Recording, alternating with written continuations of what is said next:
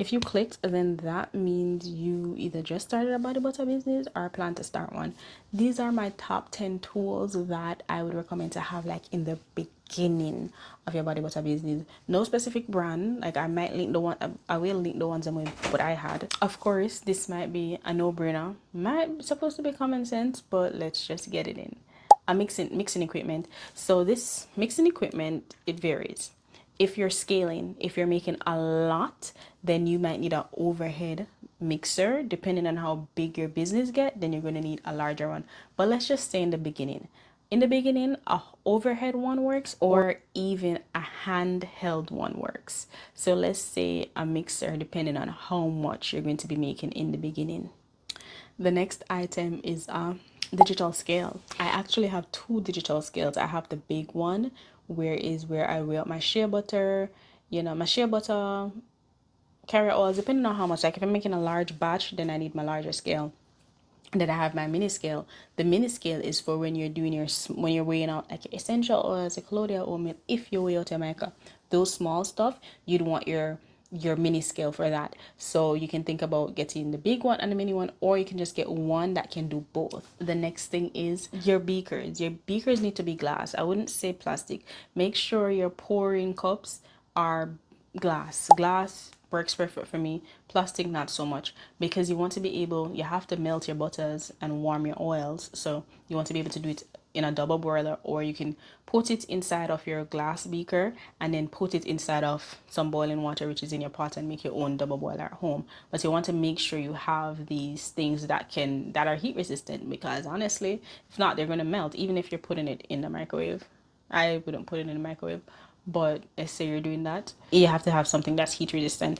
So whether that's a bowl, a double boiler, your beaker, pouring cup, make it be glass so that way it can withhold the heat. And yes, you can do plastic, but certain plastic. But reason why I do glass is because I can clean off the mess off of the glass better. If I use turmeric, clears off of glass. Whatever I use, it can clean off of glass properly compared to a plastic version of it. So beakers, all of that, they're all glass for me, or stainless steel. Well, the stainless steel is the other utensils, but glass, yeah, for my pouring, measuring, all of that, mixing, all of that. Or if you can get a melting pot that you can control the temperature. Depending on how you're creating your body butters, if you have the scale, you can, weigh out stuff and measure it correctly. But let's say you're doing this as a DIY at home, you don't have the scale, you need proper measuring tools like the cup and the spoons like that. You're gonna need proper measuring tools for that. But if you're doing it business wise, you'll have a scale to measure out everything that you need to. And if you do tend to use like a measuring tool, stainless steel is great. Spoons, yeah, try to get stainless steel if you're going to use it. I don't think you'll really need that in anybody with a business, but I put it there because I know some people do it from home and don't have all the equipment right away. But I would recommend, if you don't have all the equipment, go ahead and get your scale when you can. There's in when you mix them, so you need jars. That will be your main storage container. I do have a video here on different jars packaging ideas for your body butters, so you can go ahead and watch that if that's something that you want to see. But storage containers, go ahead and get proper storage containers, glass or amber brown glass, to store your body butter, so that way it doesn't have direct sunlight coming towards you. Depending on what you're making, if you're making a body oil, those amber brown glass, it's really great for those.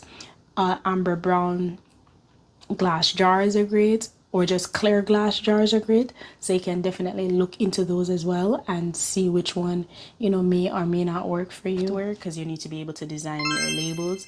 Now if you're getting your label paper from your business from online labels, I'm going to link them below. It comes with, each time you purchase, is like you get like a yearly subscription to their label maker software.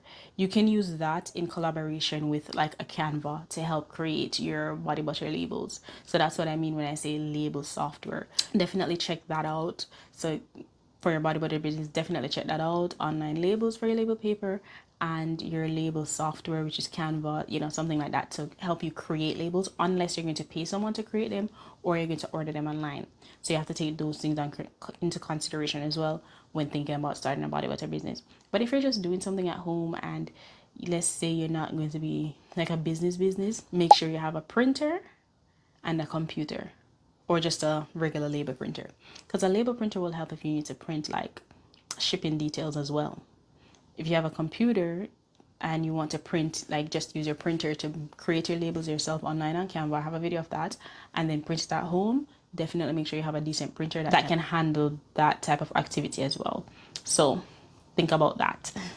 One more thing that I wanted to add to that, like if you can get a thermal printer that can help you print your labels, it can help it with where you're concerned waterproofing your labels. That's very important.